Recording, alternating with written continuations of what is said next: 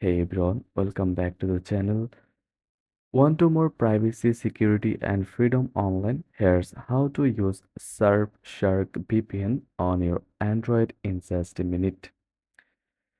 Open the Google Play Store.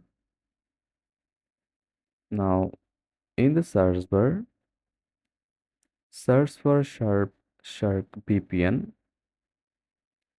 Now, click Install. It usually takes less than a minute, depending on your internet speed. Now, open the app. Log in with your email and password or create a new account. Click accept, then click create account for new account and log in for existing account.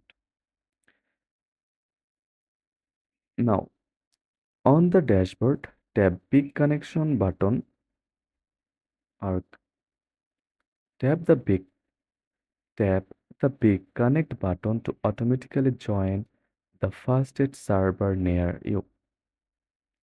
Want a specific location? Go to fastest location section. Select one from here, like United States, search for US, then select it, and now click connect.